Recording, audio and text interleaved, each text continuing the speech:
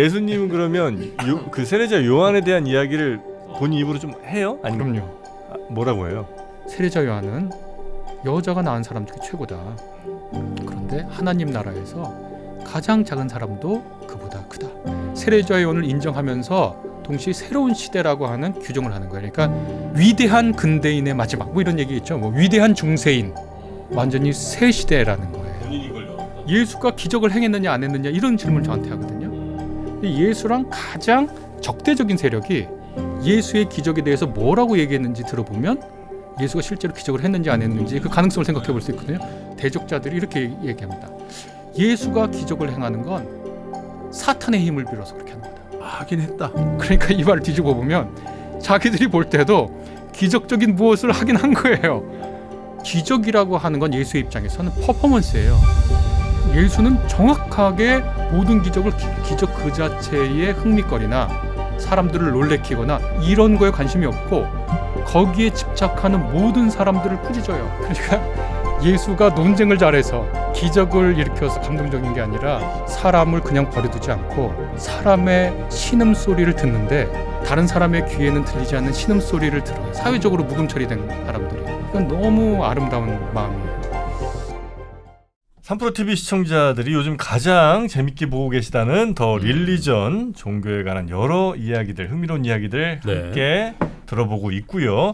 저희가 기독교 그 중에서도 예수님 이야기를 또 집중적으로 하고 있습니다. 예수님에 관한 다큐멘터리 보는 것 같아요. 심지어는 그러니까. 이 기독교인으로서 이렇게 신앙심 깊으신 우리 김프로님도 누가 신앙심이 급다네.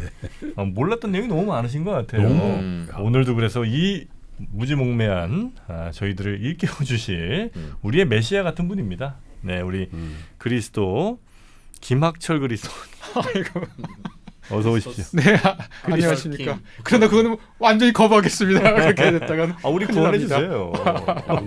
근데 지난 시간에 네. 그 예수님, 네. 기독교인이 아닌 분들 입장에서는 그러니까 그분 누구야? 그 사람 누구야? 라고 생각하던 그분의 일대기를 일부 우리가 배웠는데 뭔가 신화를 듣는 것 같은 느낌이 아니라 역사학자가 현장에 가서 그냥 그 다큐멘터리 같은 걸 그러니까. 풀어주는 그런 느낌이어서 완전 손에 잡히는 예수야. 손에 잡히는 예수. 손예수. 자, 그래서 예수님이 저희가 그냥 원래 기본적으로 알기로는 뭐 저 0년에 태어나셔서 1년에 태어나셔서 그다음에 그렇지. 30살까지 사시다가 이제 30살 이후로 아주 서기 33년에 돌아가신 거지. 그렇죠. 3년 동안 열심히 활동하시다 돌아가신 걸로 알고 있었는데 사실 그 연도들도 지금 거의 정확하지 않다는 거고 예수가 3년 동안 활동했는지 안 했는지도 모릅니다. 그것도 확실하지 않고 그리고 33살에 그것도 돌아가셨는지 아닌 것 뭐 같고. 50살에 돌아가셨는지도 알 수 없는 거다. 네. 어떤 학자들에 따르면 공생에는 6개월에 불과했을 거다. 이렇게 계산하기도 하거든요. 그래요? 네. 그거 지금 3년은 요한복음서라고 하는 거에 따르면 3년이고 마가복음 이런 데 보면 한 6개월 아니었을까? 이렇게 얘기하는 예수의 그 이른바 위대한 횡적이라고 하던 그게 그 3년도 어쩌면 그렇죠. 그때 사람들이 그런 일을 3년, 10년 이렇게 길게 하기는 좀 어려워. 따라다니던 사람도 좀 지치기도 하고. 중요한 건 개인적인 혹은 뭐 원래 삶이 있으셨고 그 다음에 사람들 앞에 나서고 아주 홀리한 삶이 또 어느 일정 기간 있었다는 거 이건 이제 확실한 거죠. 그게 6개월일 수도 있고 3년일 수도 있고. 네. 근데 그게 어떤 때를 기준으로 갑자기 이렇게 변하신 건지. 왜 갑자기? 그러니까 예수가 그러니까 아까 저 다큐멘터리 듣는 것 같다. 그런데 사실 신약학자들은 자기의 정체성이 거의 80~90%를 역사학자로 생각합니다. 그러니까 이 신약 성서라고 하는 거를 역사학의 시각에서 보거든요. 예수가 어떠한 변화를 겪었는지에 대해서 알 수 있는 단서는 없습니다. 다만 외부로부터 추정할 수 있는 거죠. 그게 뭐냐면 한 가지 사건이 있습니다. 어떤 거냐? 세례자 요한이라고 하는 예수의 선구자 혹은 예비자 이런 존재가 있습니다. 세례자 요한 이 사람이 뭐 누가 몸소에 보면 예수의 친척이라고도 나오는데 이분이 상당히 대단한 분입니다. 요한이 요한이라고 하는 분이 어느 정도로 대단하냐? 지금도 그분을 믿고 따르는 것이 그 종교가 만대하교라고 하는데 이란하고 이라크 남부에 남아 있다고 보고하거든요. 아, 그 요한. 세례 요한을 따르는. 세례자 요한을 만대하게 열어. 신약에 있는 이 요한 복음이라고 한 게 그건 틀려요. 그 요한이에요? 그러니까 요한도 너무 흔한 이름이에요. 존. 네, 존도 너무 흔하잖아요. 음. 오늘날도 쓰지만 좀 많죠. 예, 어마어마하게 흔한 이름이라서 요한복음의 요한하고 세례자 요한을 구분하기 위해서 세례자 요한이라고 하는데 예수 이전의 사람이에요? 예수 이전의 사람이에요. 예수 네. 선배님. 선배. 같은 시대에 살긴 했는데 예수의 형. 예수의 형, 예수 선배. 친형은 아니고. 친형은 아니고 동네 그냥 형. 누가복음서에 보면 음. 친척이다 이렇게. 그 동네 형. 예수의 동네 형. 동네는 좀 달랐습니다. 아. 사는 곳은 다르네. 알겠습니다. 근데 이 세례자 요한이라는 분이 어떻게 대단하냐면 네. 제가 볼 때는 이분은 오늘날로 말하면 아나키스트예요. 무정부주의자. 예, 아라는 말은 없다, 아니다라는 뜻이거든요. 그다음에 아나키스트, 아키라고 하는 게 뭐냐면 체계 이런 거겠죠. 아치가 있잖아요, 아치. 아나키스트 할 때 아치인데 요게 그냥 모나키. 모나키라는 게 단일군 주제라는 뜻이잖아요. 아키. 그래서 저는 좀 죄송하지만 좀 험한 말로 번역하면 꼰대라는 뜻입니다. 머리. 그래서 아나키라고 하는 거는 어떤 이 악취라고 하는 것은 어떤 질서를 어떤 체제를 질서 지우는 어떤 근본적인 시작점이잖아요. 아나키니까 그런 거 거부하는 거예요. 그래서 이제 무정부주의라고 번역했지만 실상 그것보다 더 근원적인 겁니다. 네. 정부를 부정하는 정도가 아니에요. 체제. 체제 자체, 우리 사회의 가치 자체 이게 맞아? 이렇게 묻는 거예요. 사실 그래서 아나키스트라고 하는 것은 모든 것을 일제 시대, 그러니까 일본 제국주의 시절의 아나키스트들만큼 급진적인 사람들이 없거든요. 왜 우리 예전에 박열이라는 영화에 나오는데 거기 보면 뭐 끝간데 없잖아요. 네. 막 그 뭐 법관들을 희롱하죠. 법관들 희롱하고 이 세상에 존재하는 모든 인간 체제에 대한 근원적인 의심하고 니네가 그런 질서 만들었다고 나랑 뭔 상관이냐? 이러니까 무정부하고 정부는 행정, 입법, 사법 중에 행정만 무정부라는 말인데 제가 드리는 말씀 세상의 체계 자체를 거부하는. 네, 그거에 대한 근원적인 의문을 품는 거죠. 그래서 세례자 요한을 제가 아나키스트라고 표현하고 싶다라고 하는 건 뭐냐면 당시 그 유대인들에게 질서가 뭐냐는 거죠. 저 오늘 운전하고 왔는데 사실 운전하기 싫은데 운전하고 와요. 그런데 선만 있어요. 중앙선이 있는데 거기 안 넘어가요. 아니 그걸 왜 못 넘어가요? 그런데 우리는 머릿속에 중앙선은 넘어갈 수 없는 선으로 인식되어 있어서 절대 침범하면 안 돼. 예, 거기를 하고 실선은 못 넘어가고 점선만 넘어가요. 되게 웃겨요. 이게 뭐 사실은 그럴 이유가 없잖아요. 그렇지. 그런데 그게 질서라고 하면 받아들이고 수용해야 체제가 성립되죠. 유대인들에게 그러면은 질서의 시작이 어디냐? 당시에 성전입니다. 예루살렘 신전. 유대인들 어떻게 생각했냐? 이 신전에 야훼라고 하는 이스라엘의 신이 머물고 있다라고 생각했어요. 그러니까 여기가 세계의 중심이에요. 이게 인간들에게 굉장히 중요합니다. 여기서부터 그러니까 요즘 말로 하면 랜드마크예요. 여기서부터 북쪽이냐 남쪽이냐 동쪽이냐 이렇게 돼요. 거기는 야훼가 임하니까 세계의 중심이고 거기서는 거룩한 공간이고 거룩한 곳이 있어야 질서가 생겨요. 우리 저 석굴암 봐도 사람이 머무는 데는 네모나고 비도가 있고 부처님 계신 곳에는 둥그렇죠. 그래서 거기 부처님 계시잖아요. 네. 거기가 불국사잖아요. 예. 부처님이 있으니까 불국이에요. 네모난 데는 사람이 머무르고 그 뭐 사천왕이나 뭐 이렇게 아주 무시무시한 분들이 있는 곳을 악마가 못 가니까 거기를 지나가서 부처님을 뵙잖아요. 이 질서가 생기는 거예요. 예. 그래서 거룩한 곳이 있어야 속된 것이 있고 거룩한 곳을 비추어서 속의 질서가 생기는 거예요. 네. 근데 세례자 요한은 거기가 아니라 요르단강 그곳에서 신을 만날 수 있다고 얘기하고 그곳에서 신과 만나는 행위를 합니다. 제의를 행해요. 그게 세례라고 하는 행위예요. 그러니까 신전은 따로 있는데. 네, 그러니까 신전은 따로 있는데, 그러니까 신전 자체를 거부하는 거죠. 그러니까 신전에서 신에게 나가야 되는데 거기서 그 제사를 지내서 속죄합니다. 저 잘 봐주세요. 제가 잘못했어요. 신의 관계를 회복하고 인간 사회를 사는데 세례자 요한은 그거 다 웃긴 일이고 그곳은 착취하는 곳이고 로마 체제의 포갑적이고 기만적인 질서를 강화하는 곳이고 어용이라 이죠. 어용. 어용이죠. 네. 거기는 거짓된 사람들이 있고 탐욕이 가득하고 더러워진 곳이다. 거기는 더 이상 신이 없다. 요르단강에 가요. 거기서 세례라는 행위를 통해서 음. 거기 나오는 모든 사람을 어떤 재물도 받지 않죠. 뭐 소를 잡아 바치지도 않고 뭐 염소나 양이나 비둘기나 곡식 바치지도 않고 그냥 맨몸으로 나와요. 그 사람에게 침례 혹은 세례라는 행동을 통해서 너는 신과 함께 할 수 있다. 신의 백성의 일원이다. 라는 행동을 하죠. 그러니까 급진적이고 약간 신흥 종교 느낌인데 당시에 보면 신흥 종교로 보이지만 당시 유대인들 사이에 그 내부의 지형을 보면 SNF파라고 하는 사람들이 취한 태도랑 유사합니다. 그러니까 당시 예수 시대에 보면 정치 체제는 헤롯 가문이 헤롯 당원이라고 하는데 헤롯이라고 하는 분파 패밀리 비즈니스로 예. 그 팔레스타인을 다스리고 그리고 4개 정도의 정파가 유대인들의 삶을 주도했습니다. 영향력을 끼쳤는데 하나는 이제 사두개파라고 하는 사람들인데 이 사람들은 고위직 제사장 이었어요. 그러니까 신전이 권력과 상징 질서의 핵심인데 거기에서 고위 제사장이니까 그 당시 사회의 엘리트예요.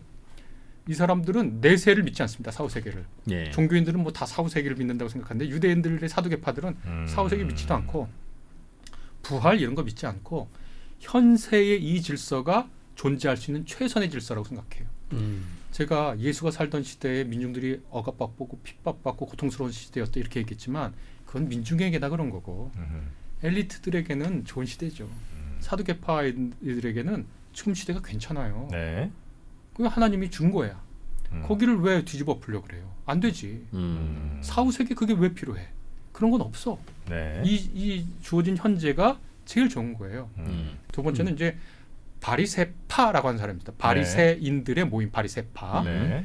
이 사람 굳이 비유하자면 우리나라의 그 일제시대의 민족주의자들 비슷합니다. 민족 그 어떤 실력을 양성해야 된다 뭐 이런 사람들하고 취지랑 비슷한데 이 사람들은 신이 준 법이 있고 흔히 말하는 율법 이거를 잘 실행하고 신의 뜻대로 거룩하게 살면 신이 우리를 로마로부터 구원할 것이다. 구원하고 해방하는 그런 날이 올 거다.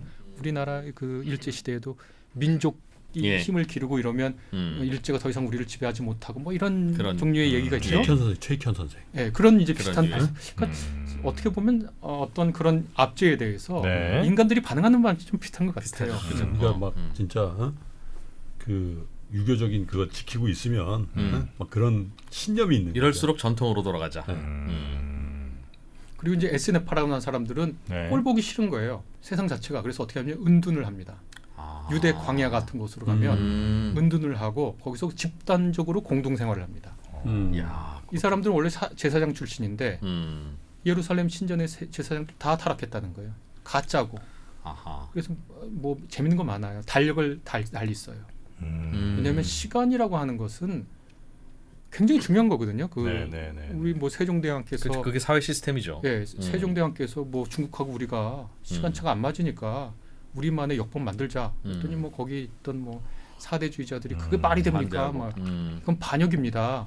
우리 오늘날의 강국군이 이해가 안 가지만 네. 그린위치 천문대 이렇게 하는 건 이해가 안 가지만 시간을 달리 쓴다는 건 다른 체제를 달겠다는 뜻이거든요. 그렇죠. 그래서 SNF파는 다른 달력도 쓰고 정결례를 하려고 그 사막에서도 광야에서도 큰 목욕탕 두고 씻었어요. 세례자 요한이 요단강 가가지고 한게 그래서 세례자 요한이 SNF파 출신 아닌가 그렇게 하거든요. 그러니까 체제에 대한 전면 부정, 정결례 이런 걸 보고 세례자 요한이 그런 거 아닌가 생각한 거죠. 근데 당시에는 그런 류의 세력이 나름 세력을 갖고 있었어요. 그럼 아주 네. 소수가 아니라 아주 그러니까 그 외침이 그러니까 예를 들어 우리나라 일제 시대에도 은둔한 사람들이 있었거든요. 네. 뭐 난 창씨개명 너무 하기 싫다. 뭐 그런 그러면은 류의? 학교 안 다니고 직업 안 갖고 금강산 가서 살면 됩니다. 그러면 뭐 누가 그때 당시에 뭐 중앙 정부가 강하지도 않는데 어디 거기까지 와서 너 창씨개명 했니 안 했니 물어볼 행정력도 안 되고 그러니까 SNF파는 그냥 물러선 거예요. 아하. 체제 전면 부정이죠. 예. 근데 마지막 급진주의자들이 있는데 폭력혁명을 꿈꾸는 사람들이었어요. 있겠죠. 그렇겠지. 예, 이런 사람들이 이제 내분 바가 있었는데 세례자 요한은 이 SNF파 출신이었던 것 같아요. 네. 이꼴저꼴 보기 싫다. 네, 예수가 바로 이 체제 전면 부정에 대한 생각을 이은 것 같아요. 세례자 요한 선구자인데 세례자 요한한테 가서 세례를 받아요 예수가. 젊은 예수가. 예. 그건 굉장히 중요한 얘기거든요. 그게 그럼 예수가 사망하기 몇 년쯤 전이라고 추정합니까? 알 수 알 수 없습니다. 없다. 공생이 시작할 때 그 세례로부터 무렵에. 시작합니다. 그러니까 세례는 뭐냐면 어떻게 보면 내가 이렇게 있고 누가 와서 나한테 세례를 받으면 내가 선생님 같잖아요. 내가 후원자, 내가 좀 높은 사람. 이게 초기 기독교인들에게 너무 힘든 문제였어요. 그러니까 이게 예수가 신인데 사람인 요한이. 세례 요한한테 세례를 받았잖아요. 근데 또 성경에 보면 세례 요한이 야 나는 지금 물로 세례 주지만 내 뒤에 올 사람은 뭐 성령으로 뭐 그렇게 하잖아요. 맞습니다. 네. 예비한다 내가 예수를. 그래서 이제 학자들은 그래서 그렇게 말했다 얘기하죠. 왜냐면 너무 힘든 거예요. 그래서 만들어낸 얘기다. 아니 그러니까 그 대화를 네. 예수에 대한 일종의 디펜스를 한 걸로 생각을 하죠. 아. 뭘 여기서 확실히 알 수 있냐? 예수가 세례를 받았구나. 세례자 요한한테. 그건 역사적 사실인 거예요. 왜냐하면 이렇게 껄끄러운 얘기인데 기록되어 있다는 건 실제로 받았다는 얘기거든요. 예수의 정파성이 거기 나왔나. 근데 그 기록을 누가 했을까요? 그건 이제 마태, 누가, 또 마가 이렇게 세 복음서가 이렇게. 근데 그때는 예수님이 그런 제자들을 안 거느리고 있을 때인데 그걸 얘기했겠지. 제자들이 받았다는 건 그 제자들 데리고 다니면서 옛날에 내가 그 요한 형 있잖아. 그 형한테 내가 세례 받았잖아. 그래서 얘기 다 하셨다는 뜻이네요. 세례자 요한의 제자 중에 예수의 제자가 있습니다. 그 누구예요? 안드레인가? 요한복음서에 보면 나와 있습니다. 요한의 제자였는데 나중에 네. 예수의 제자가 된 사람이 있어요. 요한복음서에 분명히 있는 겁니다. 세례자 요한의 제자 중에 예수의 제자. 그러니까 그 운동이 릴레이 경주처럼 바톤을 예수에게 건네준 듯한 느낌 들죠. 세례자 요한의 제자 중에 예수의 제자가 있습니다. 그 당시 그들은 좀 약간 탄압은 받았어요? 세례자 요한이요. 네. 결국 그 사용당합니다. 헤롯 안티파스. 예수보다 목이 먼저. 지금 터키 지역 거기서도 세례자 요한을 따르는 사람들이 있었거든요. 어쩌면 당시 예수보다 더 유명했을 수도 그러네. 있겠고. 당연합니다. 그래서 세례자 요한의 이름이 예수의 이름보다 더 유명했다는 건 사실 신약학자들은 거의 다 인정하는 동의합니다. 부분이네. 근데 거기서부터 이제 예수님이 세상에 알려지고 데뷔를 하는 거네요. 데뷔를 합니다. 데뷔하는 거예요. 데뷔를 거기서. 그러니까 세례 준 시점과 사망한 시점, 세례자 요한이 사망한 시점도 길지는 않아요. 그렇겠네요. 그것도 잘 알 수가 없죠. 언제 태어난지도 모르고 세례자 요한이. 네. 그러니까 세례자 요한이 공생애를 하고 죽는 요 기간하고 예수가 공생애를 하고 죽는 기간하고 이렇게 겹치는 데가 있습니다. 있겠죠, 당연히. 네, 겹칩니다. 그리고 이제 세례자 요한하고 예수 운동, 흔히 예수 운동이라고 말하는데 네. 예수 운동을 하는 사람들하고의 라이벌 관계가 엿보이기도 하죠. 그래요? 네, 라이벌 관계가 당연히 있을 수밖에 없죠. YSTJ 그 느낌이었나 보구나. ISTJ라기보다는 그러니까 비유하자면 꼭 이렇게 죄송합니다. 고쳐주시려고 그래. 아니 예수님은 그러면 그 세례자 요한에 대한 이야기를 본인 입으로 좀 해요? 아니면 그럼요. 뭐라고 해요? 여자가 낳은 사람 중에 저 사람보다 위대한 사람 없다. 야, 그게 의미심장한 얘기네. 남기도 하고 본인이 세례를 받았는데 그분을 뭐라고 하면 또 자기에 대한 또 근데 셀프 디스가 이게 되잖아요. 전부다는 아닙니다. 왜냐면 이제 본인은 하나님이 낳으신 독생자니까 여자가 낳은 게 아니라는 말일 수도 있잖아요. 그건 비유적으로 그냥 전 세계에서 내가 본 사람 중에 최고로 훌륭해 그 말이죠. 그 정도인가? 그럼. 그러니까 그거 왜 그 말을 나왔는지 그 정황도 재밌는데 네. 세례자 요한의 바톤을 이전받은 것 같은데 예수가 세례자 요한의 기대하고 다른 거예요. 예수의 활동이. 그러니까 세례자 요한이 옥에 갇혔을 때 자기 제자를 통해서 물어봐요. 우리가 기다린 사람이 당신입니까? 아니면 우리가 다른 사람을 기다려야 됩니까? 누가 누구한테 물어봐? 세례자 요한이 세례자 요한이 옥에 갇혔을 때 그의 제자에게 물어보라 그런 거죠. 그러니까 그 제자가 예수한테 가서 세례자 요한이 이렇게 묻습니다. 우리가 기다린 사람이 당신입니까? 네. 아니면 우리가 다른 사람을 기다려야 됩니까? 그 뭐라 그래요? 예수의 대답이 겁니다. 내가 가서 어떻게 하는지 세례자 요한에게 그대로 말하세요. 어딜 가서? 그 세례자 요한한테 가서 말하라고. 자기가 예수가 이렇게 대답하는 거예요. 네. 내가 어떻게 하고 있는지 세례자 요한에게 그대로 가서 말하세요. 죽은 사람이 살아나고 가난한 사람에게 복음이 선포됩니다. 이걸 가서 말하라고 얘기하고 자기 제자들 모였을 때 얘기합니다. 너희가 무엇을 보러 들에 나갔니? 강에 나갔니? 바람에 흔들리는 갈대냐? 좋은 옷을 입은 사람이냐? 그렇게 이제 얘기하면서 굉장히 시적이죠? 그 예수의 이 말하는 스타일이 굉장히 약간 그 선문답 느낌이 기본적으로 있네요. 그런 거 있습니다. 그 누가 물어보는 거에 아니, 대답을 잘 안 해. 아니, 좀 득답을 안 좀 하고 듣자 하나 좀 듣고 싶어. 뭐라고 말하는 그러는 습관이네 일종이. 아니, 지난번에 좀 지난 시간에도 들어봐. 그 빌라도 앞에서도 네. 네가 유대인의 왕이냐라고 물었더니 너 그렇게 네가 그렇게 얘기하고 있네 이 친구야라고 얘기하는 게 뭔가 약간 그 딴 사람 좀 싫어하지. 그러니까. 차도남 그렇지. 그러니까 딴 뭔가 사람 좀 싫어하지. 차도남 같은 느낌이기도 하지만 약간 꼰대들은 진짜 싫어할 선문답 같은 느낌. 이분에 대한 제가 예수에 대한 여러 묘사 중에 제일 좋아하는 게 뭐냐면 산문적 인생의 복판을 가로지른 시의 원형. 그러니까 우리의 인생은 다 산문적이잖아요. 그랬고 어쨌고 저쨌고 그러나 뭐 이렇게 산문적 인생의 복판을 가로지른 시의 원형이라. 너무 멋있다고 생각합니다. 여하튼 너희가 뭘 보러 나갔냐? 바람에 흔들리는 간대냐? 좋은 옷 입은 사람이냐? 좋은 옷 입은 사람은 궁궐에 있다. 바람에 흔들리는 갈대를 보러 나간 것도 아니지 않냐? 세례자 요한은 여자가 낳은 사람 중에 최고다. 그런데 하나님 나라에서 가장 작은 사람도 그보다 크다. 이렇게 얘기를 합니다. 그러니까 이거는 아주 미묘해요. 그러니까 세례자 요한을 인정하면서 동시에 새로운 시대라고 하는 규정을 하는 거예요. 그러니까 위대한 근대인의 마지막 뭐 이런 얘기 있죠. 뭐 위대한 중세인, 위대한 고대인 이런 게 있잖아요. 마지막 조선인 이런 거 있잖아요. 그것처럼 이제 시대가 완전히 바뀌었다. 새 시대라는 거예요. 본인이 그걸 열었다. 예, 그 세례자 요한이 잘 준비했고 그의 시대가 이제 종말됐고. 야, 그거 굉장히 카리스마틱한. 그러네. 요한 정말 대단한 사람이고 나에게 세례까지 해준 사람인데 그 사람은 정말 전 인류를 통틀어 가장 훌륭한 사람이나 내가 열게 되는 새 시대에는 아무것도 아닌 사람일 수 있는. 네. 와, 약간 좀 멋있네. 그러니까 잔말 말고 나 따라와 그런 얘기지 결국은. 예수님 힙합니다. 어떤 부분은 굉장히 힙합니다. 어떤 면에서 구구절절 긴 얘기 안 하네. 힙한 스토리 한두 개만요. 당신 이제 세금 납세 문제가 굉장히 이제 예민했고 네. 로마의 그 통치의 그 글을 보면 지배한다는 것은 세금을 걷는 것이다 이렇게 써 있습니다. 네, 그렇죠. 네, 그렇게 써 있습니다. 그러니까 굉장히 예민해요. 세금 내는 거. 예수가 예루살렘에 갔을 때 그 예수를 논쟁에서 패배시키고 그걸 빌미로 삼아서 이 사람을 곤란하게 만들고 싶어서 그 가요. 사람들이 유대인 지도자들이 가서 로마 황제한테 세금을 바치는 게 옳습니까? 아니면 바치면 안 됩니까? 그 사람들도 이제 토론 쪽에서 날고 기는 사람들이겠죠. 함정을 판 거지. 함정을 아주 깊게 판 거죠. 네. 양자택일 둘 중에 하나.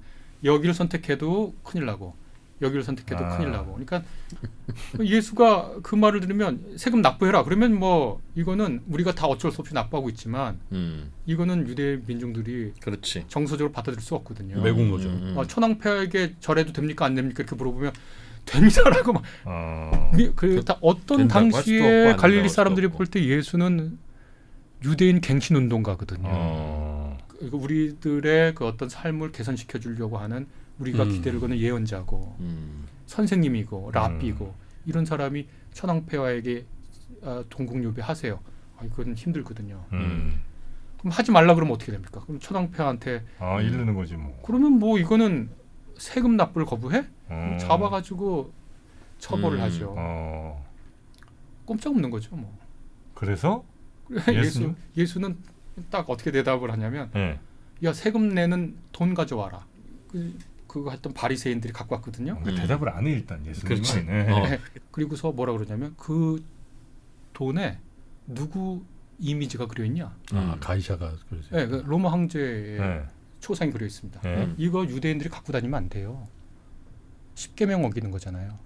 그런가요? 형상을 만들지 않거든요. 이슬람이나 기독교나 모두 형상을 만들지 않아요. 그러니까 원래는 신의 형상을 제작하는 게 금지됐는데 점점점 그 규율이 강화돼서 인간의 형상을 만들지 않아요. 인간을 조각하거나 그러지 않는다고요. 주화에도 돈에도. 주화에도. 그러니까 아까 흔들리는 갈대냐 이렇게 한 거 있잖아요. 그 갈대 헤롯 안티파스가 자기도 주화를 발행하고 싶잖아요. 자기가 우리가 자기 얼굴 새겨진 돈. 예, 연호 하고 싶겠지. 자기 통치 기간의 연호, 자기 통치 기간의 주화 이런 거 하고 싶잖아요. 네. 그런데 유대인 사회에서 그거 해? 난리 나죠. 그래서 대신 뭘 그려냈냐면 갈대를 그려놨어요. 좋아해? 예. 바람에 흔들리는 갈대냐가 그 얘기. 그래요. 그래서 그러니까 주워 갖고 왔어. 유대인 기득권층들이 네. 그걸 손에 쥐고 갖고 온 거예요. 네. 갈대를 그러면은 겠네. 누가 이 세금 내는 경제 체제 아래에 사는 사람이에요? 예수는 아니에요. 세금 내느냐 마느냐는 그 경제 체제 아래 복속해서 그 질서가 옳다고 사는 너희들의 문제라는 거예요. 니들 내고 싶으면 내고 말고 싶으면 말아. 너희들 문제잖아. 음. 나는 거기 밖에 있어. 그러면서 이렇게 얘기합니다. 가이사 뭐 어떻게 새겼냐 거기에 그랬더니 카이사르의 로마 황제의 형상이 새겨 있습니다. 그럼 그 사람한테 돌려줘. 지금 내란 얘기네. 그 다음에 말이 중요합니다. 그런데 하나님의 형상이 그려져 있는 건 하나님한테네. 이야. 그러면 이게 하나님의 형상이 뭔지 그러니까 원래 그냥 그대로 읽으면 황제의 것은 황제에게 줘라. 이 황제가 그려진 주어 있어? 다 너 가져가라. 그런데 하나님의 것은 하나님께 돌려줘. 이 말은 그 말을 듣는 유대인들에게 질문하는 거예요, 도리어. 그러면 이제 하나님의 것은 뭘까? 너희들이 하나님한테 돌려야 될 건 하나님의 것은 뭘까? 그러면 이 사람들은 질문하고 함정에 빠뜨려 왔다가 자기가 함정에 빠진 거예요. 자기들이 갖고 있지는 말아야 할 형상이 새겨진 주화를 자기네들 손으로 들고 와서 이제 자기들이 스스로 물어봐야 돼. 그러면 내가 하나님한테 바쳐야 될 하나님 것은 뭐지? 그렇지. 이 주화를 하나님한테 바칠 수는 없고. 없어요. 그래서 성전에 바치는 예루살렘 신전에 바치는 주화는 정해져 있어요. 아무 주화는 못 바쳐요. 형상 없는 걸로.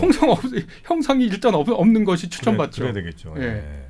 그러니까 이게 예수한테 질문하러 왔다가 물만 먹고 갑니다 그냥. 이런 건 진짜 예수가 순발력도 굉장히 뛰어나신 것 같아요. 굉장히 대단합니다. 지금 깜짝 놀랍니다. 많이 열렸어? 제가요? 전 예수라는 분에 대해서는 굉장한 매력을 느끼고 있어요. 아주 매력적인 분입니다. 네, 그러나 신은 아니다. 그분이 그때 그렇게 훌륭한 삶을 살았다고 해서 미움 받을 만하네. 내가 거기에 어. 동요될 필요는 없죠. 같은 편이면 필요 와 대단하다 없죠. 싶을 텐데 네. 상대편이 그렇게 나오면 참 얄밉지 그거. 그러니까 위험하다는 느낌도 들고. 네, 거기까지 갔겠죠 또. 근데 그렇게 말을 잘한다고 변증이 뛰어나다고 해서 저 사람 죽여버려야 되겠다고 그렇게 하진 않잖아요. 근데 그래서 성경에 보면 많은 기적을 행하잖아요. 예를 들면 뭐 물을 포도주로 바꾼다든지 오병이요. 뭐 오병이어라든지 이런 기적들을 막 일으키니까 사람들이 뭐 구름대처럼 사실 뭐 거기에 보면 오병이어 사건도 보면 어른 다 먹이고도 장정만 뭐 5천 명인가요? 뭐 먹이고 12광주에 남았다 뭐 이런 얘기 있잖아요. 좀 부풀려진 부분이 있죠 그게. 예수가 어떤 사람에게 논쟁으로 승리했다고 그 사람이 믿음을 갖지도 않습니다. 그러니까 그렇지. 당연한 그렇지. 거죠. 기적을 베풀었겠지. 그러니까 기적이라고 하는 것에 예수가 비중을 그렇게 두지도 않습니다. 예수가 기적을 행했느냐 안 했느냐 이런 질문을 저한테 하거든요. 예수가 기적을 행했는지 안 했는지 자연과학적으로 생각하면 예수가 기적을 행할 수가 없죠. 그렇지. 네. 이게 맨 처음에 이걸 본격적으로 문제 삼은 사람이 데이비드 휴미라고 하는 영국의 철학자인데 이 세계는 원인과 결과이고 그 이상으로 해석될 수 없다. 이게 기계론적 세계관인데요. 그걸 뉴턴주의라고 합니다. 뉴턴이라고 하는 그 사람 있잖아요. 그분의 네. 뉴턴주의. 이 세상은 원인과 결과가 있고 그 위에 어떤 기적이라고 하는 걸 생각하지 않는 과학적으로 거예요. 불가능하지 않냐. 불가능한 거죠. 그러니까 그런 이 세계관에서 보면 예수가 했던 기적이라고 하는 것을 현대 과학적 세례를 받은 우리가 다 그렇다고 얘기할 수 없죠. 그런데 이런 얘기를 할 수가 있습니다. 뭐냐면 예수가 기적을 안 했는데 기적을 했다고 예수 편에서 주장하면 그거는 뭐 말도 안 되는 얘기야. 이렇게 얘기할 수 있거든요. 근데 예수랑 가장 적대적인 세력이 예수의 기적에 대해서 뭐라고 얘기했는지 들어보면 예수가 실제로 기적을 했는지 안 했는지 그 가능성을 생각해 볼 수 있거든요. 왜냐하면 예수의 적대자들은 일단 예수가 한 모든 행동을 깎아내리려고 그러니까 예수가 기적도 안 하고 기적을 행했다 그러면 안 했어. 뭐 안 하고 됐다 그래. 그렇게 얘기할 거잖아요. 사기꾼. 네. 그렇지. 근데 예수의 대적자들이 이렇게 얘기합니다. 예수가 기적을 행하는 건 사탄의 힘을 빌어서 그렇게 하는 거다. 하긴 했다. 그러니까 이 말을 뒤집어 보면 자기들이 볼 때도 기적적인 무엇을 하긴 한 거예요. 신기하네. 그러니까 자기들이 볼 때도 예수 전체를 부정하고 싶고 어디 부정한 기적이라고 평가하는 거예요. 어디에 기록돼 있어요? 그 마태, 마가, 누가복음서에 기록돼 이게 있습니다. 이제 복음서, 그러니까 성경을 갖고 그 얘기를 하면 안 된다는 거예요. 저는. 그거는 왜 책에서 예를 들면 로마의 무슨 역사서든 뭐 이런 데서 그런 얘기가 써 있으면 그럴 수 있다고 생각하지만 이 성경이라는 건 결국 수많은 사람들이 남긴 기록들 가운데 나중에 그것도 또 선택해서 편집해갖고 저 합본한 거잖아요. 다시 정영지로 돌아왔네. 아니 그거는 그렇게 시간 다 됐어. 합본했다기보다는 그러니까 복음서의 기록을 역사적 사실을 믿을 수 있느냐 없느냐의 문제죠. 아니, 그러니까 이게 하나님의 말씀이 그렇게 돼 있는데 너는 왜 그걸 못 믿냐? 그 하나님 말씀 어디 있는데요? 성경에 있잖아, 임마. 이렇게 얘기하면 계속 순환 돌리는 거니까. 번복이죠. 네, 그러니까 나는 이렇게 하면 사실은 믿어봐, 눈 떠진다. 아니 눈이 떠진다고. 그거는 정프로님 말씀이 옳은 말씀이에요. 그러니까 너 왜 그렇게 말하니? 성경에 써 있으니까. 그렇게 얘기하면 그거는 어떠한 논증도 되지 않는 거죠. 그런데 아까도 제가 말씀드렸듯이 예수가 세례받은 걸 쓰기 정말 싫을 건데 쓰거든요. 그리고 나서 어떤 변증 같은 걸 덧붙인단 말이죠. 그러니까 이거는 뭘 뜻하냐면 예수가 받긴 받았다는 거를 말할 수밖에 없는 거예요. 역사학자들이 볼 때도 역사학의 시각에서 그래서 그래요. 제가 아까 여쭤봤는데 그게 요한의 제자가 같이 섞여 있어서 안 쓸래 안 쓸 수가 없었다고. 그러니까 제가 말씀드렸듯이 신약학자들, 전문적인 신약학자들은 자신들을 역사학자로 생각합니다. 역사학자로 생각한다고 하는 것은 복음서에 나와 있는 그 말을 내가 헤로도토스의 글을 읽는 것처럼 크세노폰의 글을 읽는 것처럼 사마천의 사기를 우리나라 삼국사기 삼국유사를 읽는 그 시각으로 성서를 읽어요. 그러니까 믿음을 전제하지 않고 읽어요. 역사학자니까. 그러니까 복음서에 기록됐어요. 예수에 대한 적대자들의 비판이 바알세불, 귀신의 왕을 힘입어서 예수가 기적 행한다. 그 얘기를 그렇게 쓸 필요가 없거든요. 그러네. 대적자들은 그냥 예수 그 사기꾼이다. 이렇게 얘기하면 하지도 않았는데 했다 그러지. 복음서에서 어떻게 변명해야 되냐면 했는데도 안 했다고 거짓말한다. 이렇게 쓰는 게 자연스럽거든요. 그런데 그 사람들도 볼 때 뭔가 하긴 한 거야. 그러니까 예수의 그 능력의 출처를 악한 것으로 돌리는 거죠. 저는 근데 기적에 관해서만큼 난 진짜 안 하셨었으면 난 좋겠어요. 했는지 아닌지 저는 모르겠습니다만 그 기적을 행했다는 것 자체가 난 너무 마음이 아파. 왜?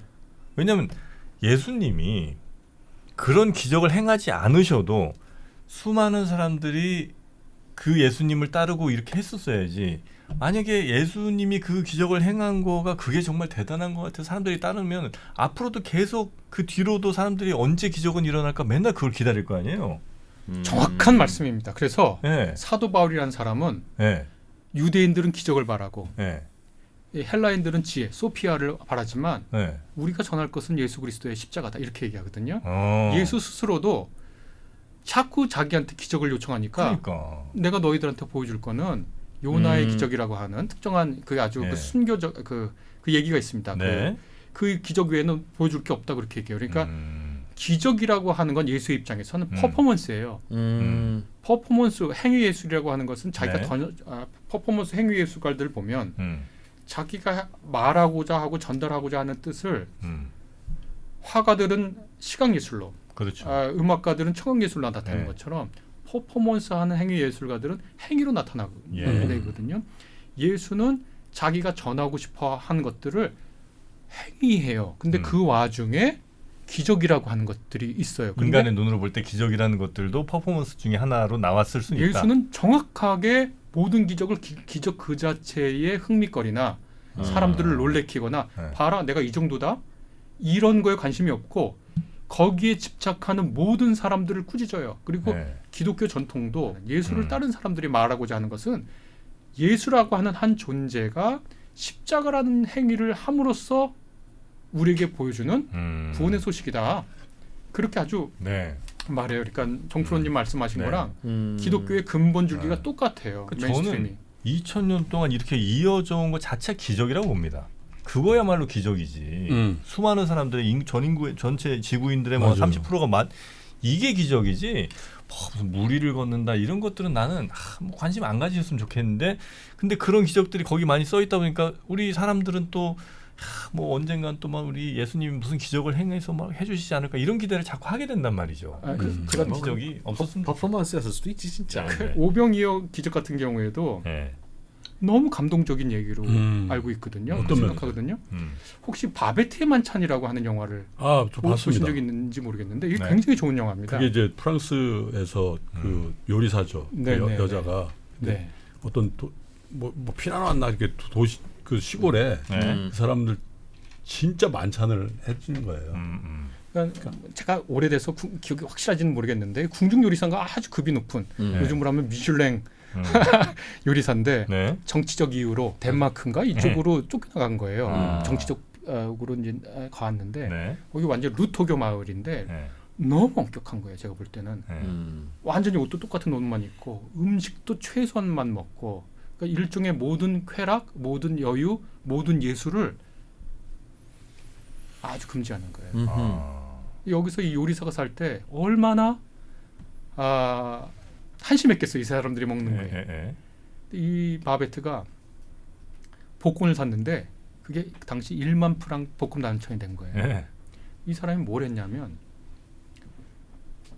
정말 진귀한 1만 프랑을 다 털어서 진귀한 재료들. 요리 네. 재료 다 갖고 와가지고 자기 모든 실력을 발휘해서 어마어마한 요리를 차려놓고 그 평생을 금욕과 그 어떠한 종류의 쾌락도 즐거움도 없는 그런 삶이 옳은 삶인 줄 알고 사는 사람들에게 그 만찬을 베풀어요. 만 프랑 다 써서. 네. 그게 아주 기독교적 영화입니다. 왜냐하면 예수의 특징이 뭐냐면 네. 예수가 그렇게 밥을 먹은 거예요. 사람들하고. 세례라고 하는 건 세례자 요한한테 온 거예요. 개신교의 두 가지 크게 중요한 리추얼이 있는데 하나는 세례고 예수가 직접 제정한 것이 밥 먹는 거예요. 흔히 성만찬이라고 부르는 거거든요. 예수가 이렇게 공생에 돌아다니면서 잔치를 그렇게 벌여요. 근데 어디서 많은 사람들이랑 먹냐면 당시에 경멸받고 분노의 대상이 되고 혐오의 대상이 된 사람들하고 같이 어울려 밥을 먹어요. 이게 바리새인들이나 네. 사두개인들이 굉장히 사두개인들은 좀 덜할 수 있어도 바리새인들이 진짜 싫어한 거예요. 왜냐하면 이 바리새인들은 하나님의 율법을 어기는 사람들을 죄인이라고 부르고 이런 사람들하고 떨어져야 구분되어지는. 사회 밖으로 내몰아서 이 오염된 것이 거룩한 빵, 거룩한 공동체에 스며들지 않도록 분리하는 거예요. 이걸 약간 불가촉 계속하는 천민 같은 느낌인가 보네. 불가촉 천민으로 받아들일 수 있겠죠. 그런 네네네, 식으로 말씀을 네네. 한다면 예수가 거기 가서 밥 먹어요. 이 사람들이랑 예. 굳이 그럴 이유는 뭐 있어요? 밥상이라고 하는 것은 사회적 질서의 재현이거든요. 예. 제가 어렸을 때 저희 외가에 가면 그때 몰랐어요. 할아버지 밥상이 있고 아 그렇죠. 남자 어른 밥상이 있고 네. 아녀자 밥상이 있고 형이랑 저는 서울에서 내려왔다고 할아버지 밥상에서 먹게 해주는데 그게 그렇게 특권인지도 몰랐어요. 그 나를 질투하는지도 몰랐어요. 내 사촌 동생들이. 근데 숙모는 밥 안 먹어. 여기 없어. 나중에 거북에서 어려서 어디서 드셨어요? 숙모 부뚜막에서 먹어. 맞아. 야 이랬단 말이죠. 예. 그러니까 이 밥상은 사회적 질서의 현현이에요. 예수는 뭘 했냐? 일단 먹어. 이거 굉장히 억울한 거예요. 그 같이 밥상 나눈 사람들에게는 예수는 일단 와서 먹어.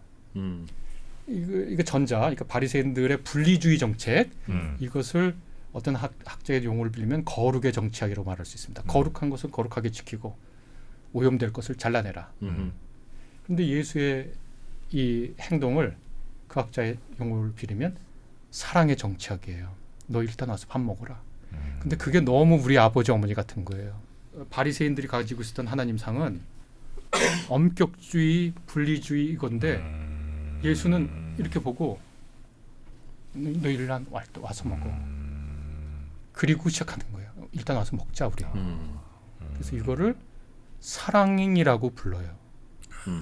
멋있다. 그러니까 만약 거기 세리와 그 죄인들 와서 그 울지 않겠어요? 네. 그러니까 자기를 사람 취급해 주는 거예요. 와서 일단 먹자고 하고 그 예수가 그랬으니까 얼마나 또 욕을 많이 먹었겠어요 당시 예. 바리새인들에게. 그러니까 그 얘기를 들어보면 예수가 가지고 있는 이 우주에 대한 이해가 이 우주의 근원에는 사랑이 있다. 그리고 자기는 그 사랑을 실천하는 사람으로 네. 자리매김한 거죠. 발도 다 씻겨주잖아. 아, 네.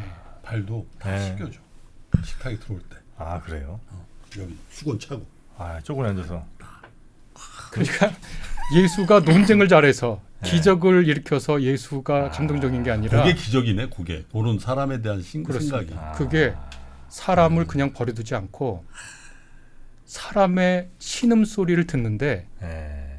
묵음 처리된 신음소리를 듣습니다. 아, 그러니까 다른 사람의 귀에는 들리지 않는 신음소리를 들어요. 네, 네, 사회적으로 네, 묵음 네. 처리된 사람들이. 그러니까 너무 아름다운 마음이에요. 그러네요.